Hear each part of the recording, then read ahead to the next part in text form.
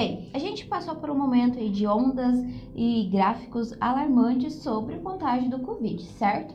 Só que o que está acontecendo agora após essas grandes contaminações Covid? É o que eu quero falar com você hoje.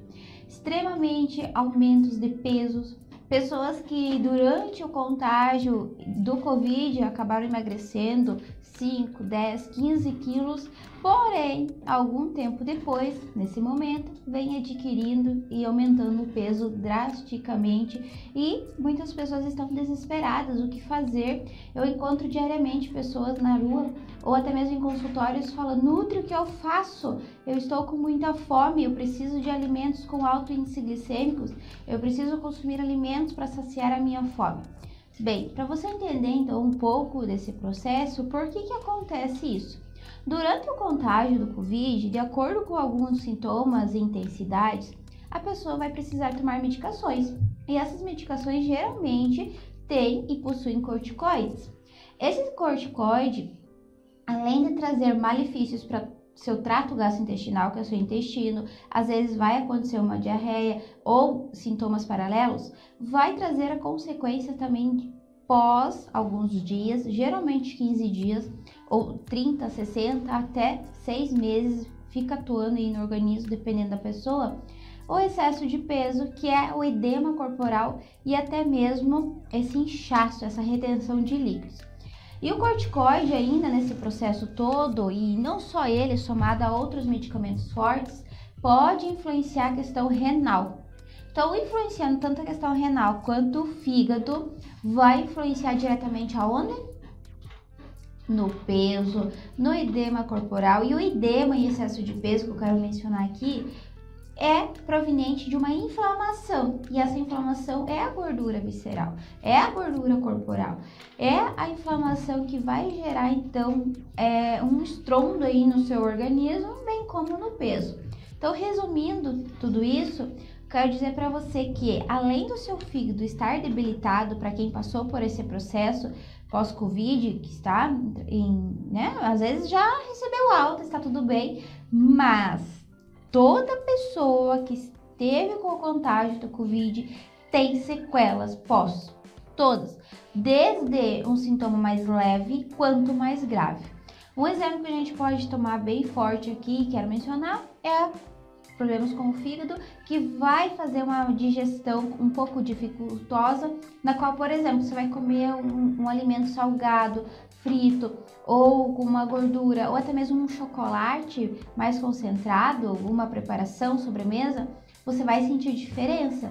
Essa digestão não vai ser legal. Às vezes a pessoa vai passar o dia com uma má digestão, vai dar uma dorzinha leve de cabeça ou uma indisposição. Então são sinais e sintomas mais leves.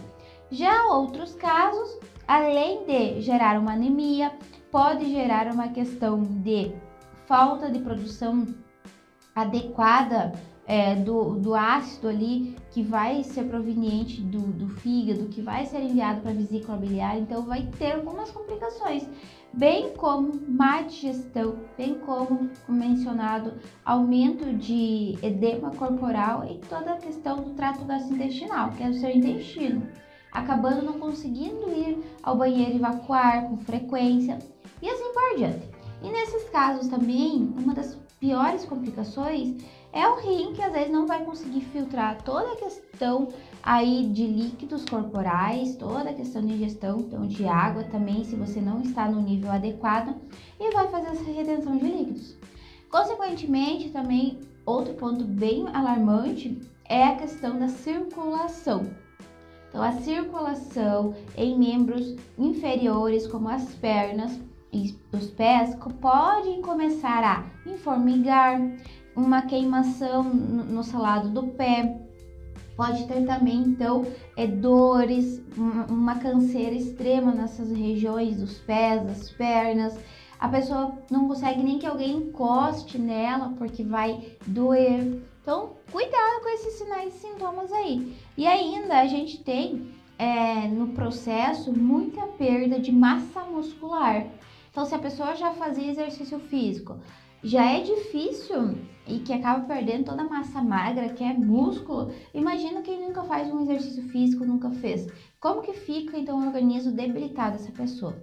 Quanto mais a gente foca e cuida do nosso organismo num todo e musculatura, mais saúde você vai ter, tá? Então, é aí que é o pulo do gato, que uma pessoa tem mais resistência, as pessoas vão ter mais, o corpo vai conseguir combater melhor os invasores, tanto vírus, bactérias, às vezes alguns fungos com intolerâncias alimentares e assim por diante. Então, como eu mencionei, essa semana estive conversando com uma pessoa masculina, e geralmente o masculino tem uma aversão ao nutricionista. Sim. Por quê? Porque, infelizmente, de modo geral, as pessoas acreditam que nutricionista é só para emagrecimento, mas não. Eu sou nutricionista clínica e falo sempre aqui para você que nutricionista clínica vai tratar qualquer doença de acordo com a área de atuação dela, que ela preferir, através dos alimentos. E até mesmo o emagrecimento, porque o emagrecimento, obesidade, níveis então mais elevados, grau 1, grau 2, 3, 4 e mórbidos, é uma doença. Tem por trás uma consequência. Então, se ouve muito pessoas se queixando que outras pessoas falaram: ai, mas fulano não fecha a boca, por isso que não emagrece. Ai, mas fulano não se ajuda. E por aí vai. Gente, não é bem assim. Sim, todo mundo tem crenças de procrastinação, de deixar para amanhã, às vezes, algo que tem que ser feito hoje. Por exemplo, ir numa academia, ou ir no nutricionista, enfim, todos têm isso, todo mundo tem isso. O que acontece com pessoas obesas, então? Além de a gente trabalhar a consciência dela do consumo alimentar, através de uma reeducação alimentar pautada no passo a passo, uma metodologia, a gente precisa entender as disfunções nutricionais que tem nesse corpo. Toda pessoa que tem obesidade, ela tem uma disfunção.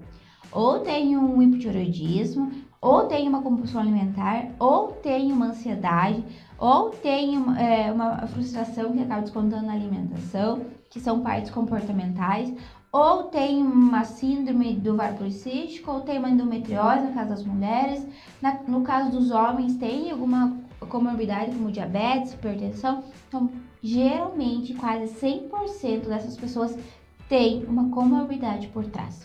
Então, não é simplesmente fechar a boca, não.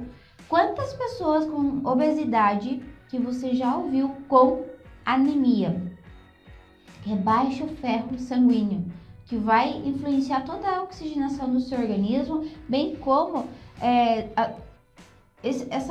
essa nutriente, então a ferritina no nosso organismo, o ferro, além de fazer várias funções no nosso organismo, é responsável de carregar vários nutrientes para o nosso organismo, bem como os soldadinhos bons, que é aumentar a nossa imunidade.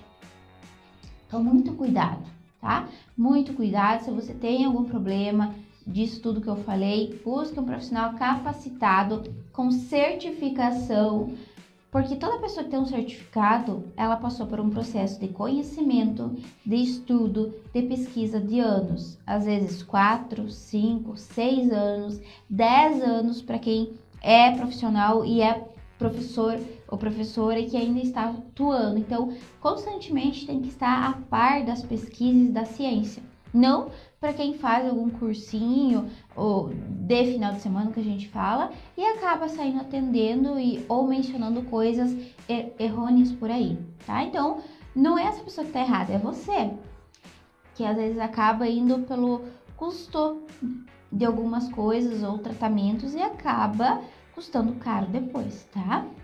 Então, para quem aumentou peso durante o processo COVID ou pós-COVID, que é o que mais está acontecendo e que eu estou mencionando aqui, enfatizando, cuidado, tá? Cuidado que não é fechar a boca, bem pelo contrário.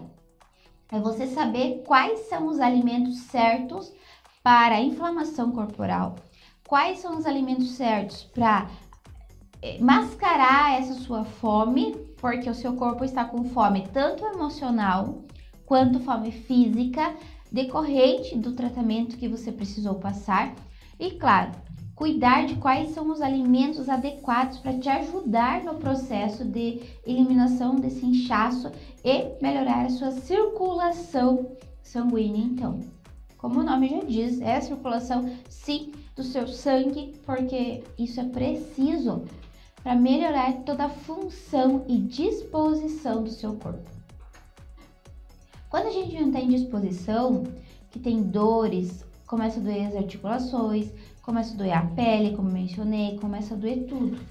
A pessoa acaba definhando, a pessoa acaba não tendo autoestima, a pessoa acaba então não querendo sair, se fechando em casa, a pessoa acaba não se sentindo bem, então a pessoa acaba não se sentindo bem, ela não quer sair, ela acaba brigando com as pessoas que estão ao seu redor, como a família, ela acaba brigando e se intrigando com pessoas do trabalho.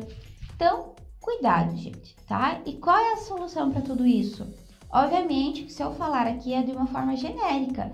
Sempre consumir alimentos bem coloridos, dos vegetais e frutas, no mínimo 5 cores no seu prato durante uma refeição, principalmente do almoço e jantar.